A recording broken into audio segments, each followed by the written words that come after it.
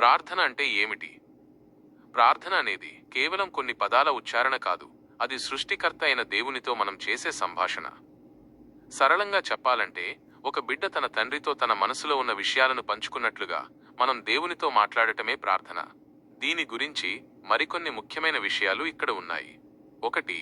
ఆత్మీయ అనుసంధానం. ప్రార్థన అనేది దేవునికి మరియు మన ఆత్మకు మధ్య ఉండే ఒక వంతెన. ఇది మనల్ని దేవుని సన్నిధికి చేరువ చేస్తుంది.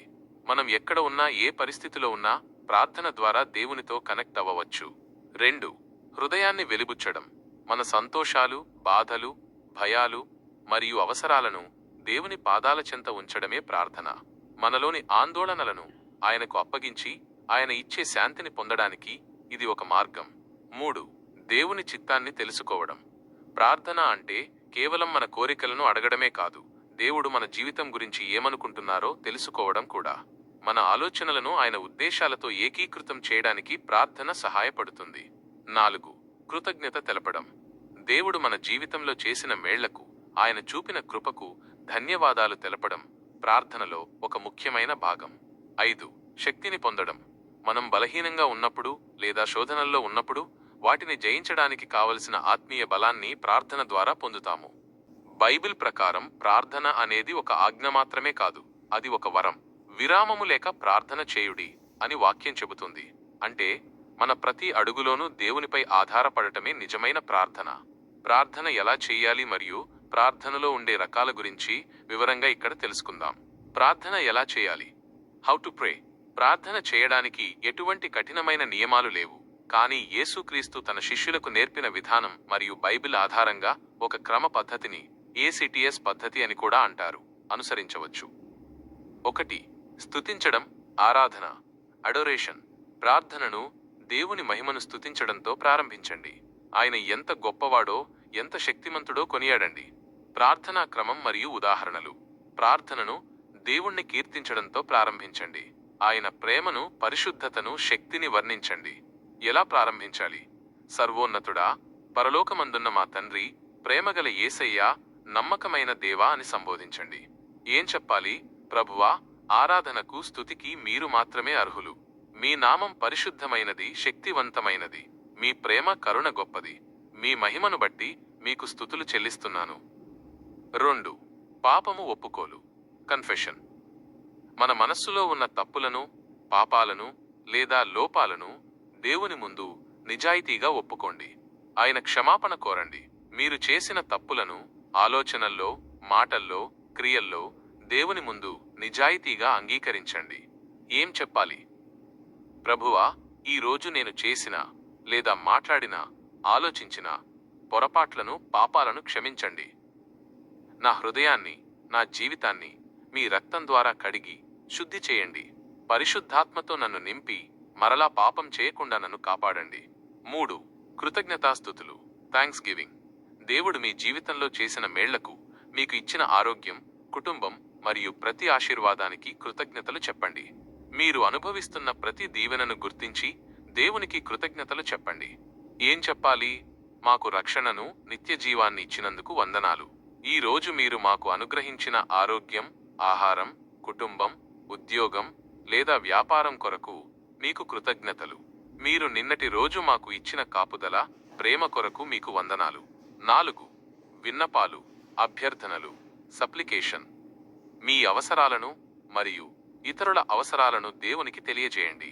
చివరగా, యేసునామములో వేడుకుంటున్నాము తండ్రి, ఆమేన్ అని ముగించండి. వ్యక్తిగత విన్నపాలు.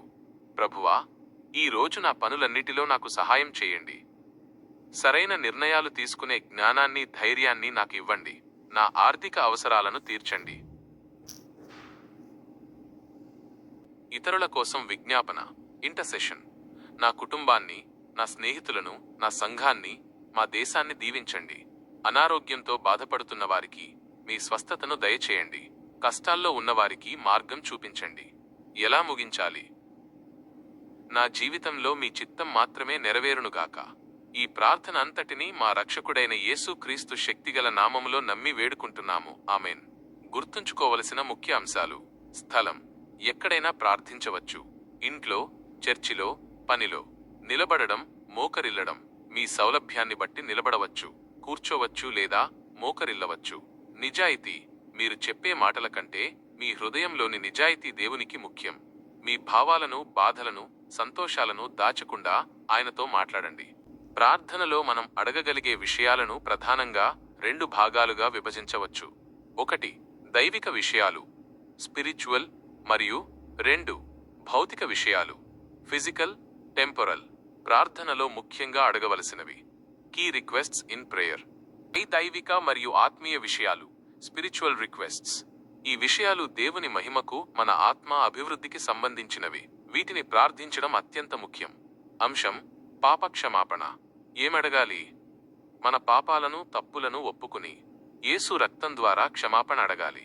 ఉదాహరణ: ప్రభువా, నా ఆలోచనల్లో, మాటల్లో, క్రియల్లో నేను చేసిన ప్రతి పొరపాటును క్షమించి నన్ను శుద్ధి చేయండి.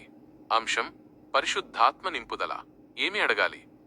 దేవుని ఆత్మ మనల్ని నడిపించాలని, మనలో ఫలించాలని కోరాలి.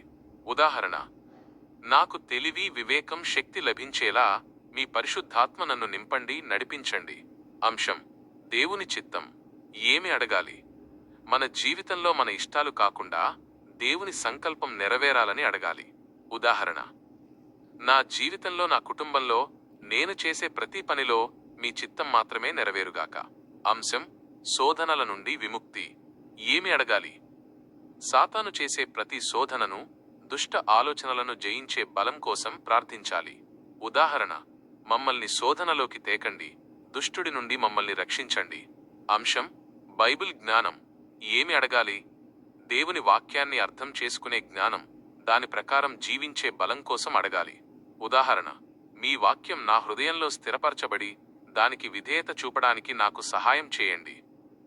అంశం: ఇతరుల కోసం. ఏమి అడగాలి? ఇతరులు రక్షణ పొందాలని, దేవుని ప్రేమను తెలుసుకోవాలని అడగాలి. ఉదాహరణ: నన్ను బట్టి అనేకులు మీ ప్రేమను తెలుసుకోవడానికి, రక్షణ పొందడానికి సహాయం చేయండి. భౌతిక మరియు దైనందిన విషయాలు, ఫిజికల్ అండ్ డైలీ రిక్వెస్ట్స్. అంశం: కాపుదల, భద్రత. ఏమి అడగాలి? రోజు మొత్తంలో మనకు, మన కుటుంబానికి ప్రమాదాల నుండి రక్షణ ఇవ్వాలని అడగాలి. ఉదాహరణ: ఈ రోజు నా చుట్టూ, నా ఇంట్లో, నా ప్రయాణాల్లో మీ దూతల అగ్నికంచెను ఉంచండి. అంశం: ఆరోగ్యం. ఏమి అడగాలి? మన శారీరక, మానసిక ఆరోగ్యం కోసం, రోగుల స్వస్థత కోసం ప్రార్థించాలి. ఉదాహరణ: మాకు శక్తిని, మంచి ఆరోగ్యాన్ని దయచేయండి. అనారోగ్యంతో ఉన్నవారిని మీరే స్వస్థపరచండి. అంశం: దైనందిన అవసరాలు. ఏమి అడగాలి? మన ఆహారం, వస్త్రం, ఆర్థిక అవసరాలు తీరాలని అడగాలి. ఉదాహరణ: ఈ దినమునకు కావలసిన మా అనుదిన ఆహారాన్ని మాకు దయచేయండి. అంశం: వృత్తి, పని. ఏమి అడగాలి? మనం చేసే పనిలో, ఉద్యోగం, వ్యాపారం, చదువు, దేవుని ఆశీర్వాదం, విజయం ఉండాలని అడగాలి. ఉదాహరణ: నేను చేసే ప్రతి పనిలో మీ దీవెన, మీ అనుగ్రహం మరియు విజయం ఉండునుగాక. అంశం: క్షమించే హృదయం. ఏమి అడగాలి? మనకు హాని చేసిన వారిని లేదా మనల్ని బాధపెట్టిన వారిని క్షమించడానికి శక్తి ఇవ్వమని అడగాలి. ఉదాహరణ: మాకు అపకారం చేసిన వారిని మేము క్షమించినట్లు మీరు మా అపరాధాలను క్షమించండి. ప్రార్థనను ముగించే విధానం. మీ ప్రార్థన ముగింపులో మీరడిగిన విషయాలన్నీ యేసుక్రీస్తు నామంలో అడుగుతున్నట్లుగా స్పష్టం చేయాలి. నా ప్రార్థన ఆలకించినందుకు వందనాలు. ఈ విన్నపాలన్నిటినీ మా రక్షకుడైన యేసుక్రీస్తు శక్తిగల నామంలో నమ్మి ప్రార్థిస్తున్నాము, ఆమేన్. సారాంశం: తెలుగు క్రైస్తవ ప్రార్థనలో దేవుణ్ణి ఆరాధించడం, ఆయనకు వందనాలు చెప్పడం, మన పాపాలు ఒప్పుకోవడం మరియు మన ఆధ్యాత్మిక, భౌతిక అవసరాలను అడగడం ప్రధానంగా ఉంటుంది. ముఖ్యమైన సూచనలు: విశ్వాసంతో ప్రార్థించండి. దేవుడు వింటున్నారనే నమ్మకంతో ప్రార్థించండి. నిజాయితీగా ఉండండి. దేవునికి మీ హృదయం తెలుసు, కాబట్టి మీ మనసులో ఉన్నది ఉన్నట్లుగా మాట్లాడండి. క్రమబద్ధత. ప్రార్థనను ఒక అలవాటుగా మార్చుకోండి. ఉదయం లేవగానే మరియు రాత్రి పడుకునే ముందు